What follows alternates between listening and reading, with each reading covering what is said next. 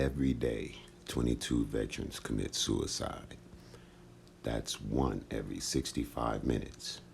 But we push this issue under the rug because it's ugly. The sidewalk of the VA reminds us that the circumstances these beautiful patriots went through, the sacrifices that they made, and even when the country and the family and the friends and everyone give up on them, they themselves still stand proud for the country that they served and the oath that they took and the people that they served with. To think that 22 a day of these beautiful, wonderful people who deserve to have the rest of their lives, at least financially, medically, and academically, scholastically, provided for them because they literally gave everything.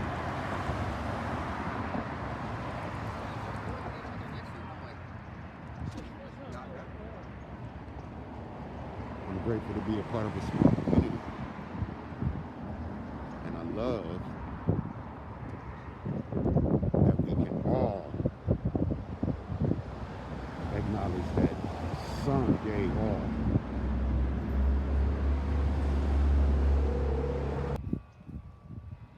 When I got home, I came to Haven House. This is where I slept. Intake was through that door. And I would come out and smoke my cigarettes right there where they smoking theirs. And read my Bible. I loved that they had a little barber shop right there. That reminded me of the base life. But this was home when I got home. And I would have to walk all the way around and navigate this place to go to medical. And I always wondered why they wouldn't fix places like this up and where the budgets always went. But even the police would pull you over at the VA. Around here is a little bit of, there's a small PX commissary area where I used to sit and kind of just mull things and do a lot of crying. Definitely a few thoughts about ending it there. And always had hope though, I must admit, I always had hope. But the vast majority of veterans come to a facility where they have to be told what to do next. And a lot of times home is right there. And without family and friends and loved ones, day to day, maybe 22. We just pray that it's not increasing. And we pray for help. Today, we're going to take a look into the mind of a veteran. From South Central LA to Iraq and back.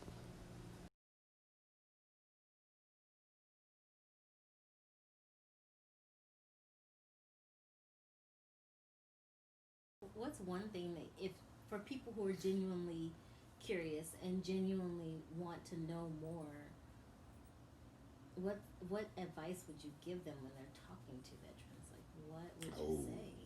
Another good question. When you're talking to a veteran,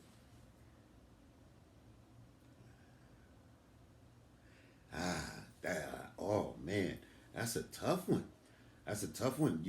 Because because the question is because you don't, because they probably get asked a lot of questions in general, and without feeling like it's insincere or it's just, oh, they just want to know. Like, there's people out there who genuinely want to know how to help so that those numbers can go down. What can someone do to help? And so what piece of advice would you give them? If I would speak for the warlords, the way, I guess, we have stories to tell. So having an audience helps. listening. Even beyond listening, I guess would be concern, which is what you said. Show that concern. We don't know. We don't know. We don't know that. I mean, you see the same country I see. We watch what just happened in these elections. Did you hear veterans brought up? Did you hear them talking about us? The essential workers are hospital people, not veterans. Just keep in mind that veterans are around and looking, and 22 of them a day are deciding to say, fuck it then. Every day, 22 of them are deciding to say, fuck it then. So when you run across one, whatever that authenticity is in you, whatever the concern is in you, show it. It worked like a charm with you. Like, if you, like, don't underestimate our ability to see those who care. We see y'all. We see y'all. And we talk about you behind your back to each other. Yeah.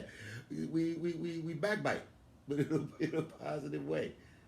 We tell our battle buddies, man, I didn't think they got it, but every now and then I run into these regular people who they respect what the fuck we did. Like we talk behind y'all back. Like there's a few of them that really fucking they acknowledge that they don't know all the right things. They say all the right stuff. They know they don't know. They don't even want to act like they know. They want to hear all of our stories. They'll sit and listen for hours and then ask more questions. They come with kids that do the same things. Like, be you. When you run across a crabby old veteran, acknowledge he's a crabby old veteran. Don't poke him. It's some common sense stuff because we're common sense guys. Most of us were broken down and taught how to do everything we were taught how to do from the ground up. So if you start with ground roots things, you love me? Let me get a hug. You worried about me eating? Cook something. You want to know what I want to watch on TV? If I put on a bunch of shooting shit, don't complain about it.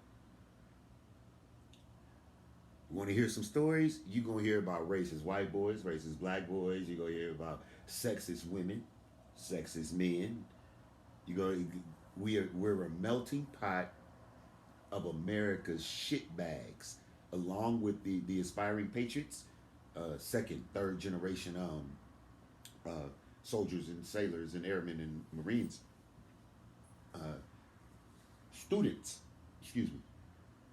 people who graduated with diplomas and got in as officers, went to West Point and all the academies. And then there's the misfits. Them niggas that would be locked up unless they went to the military.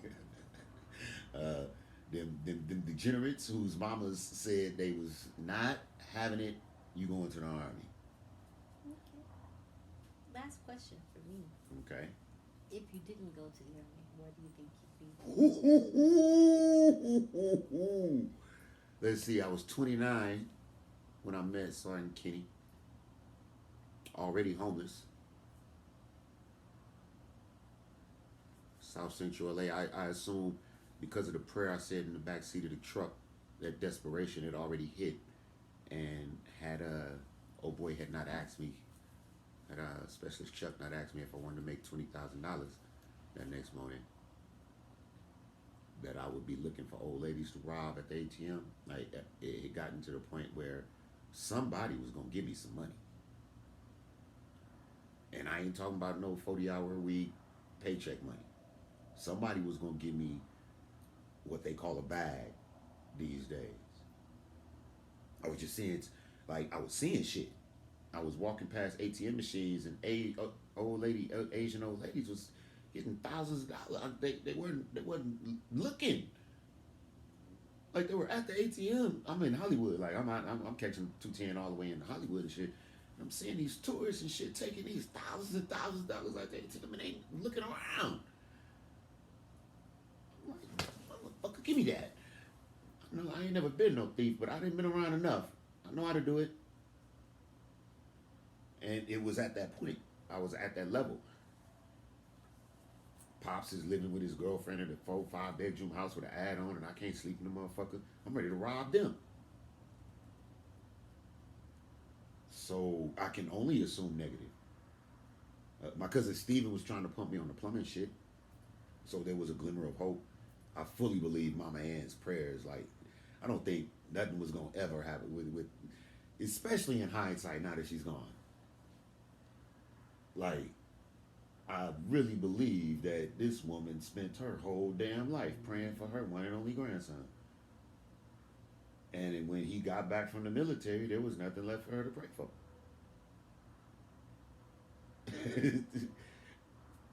She lived long enough to see me get married, have a family, live in a house. 3 years later, she was dead.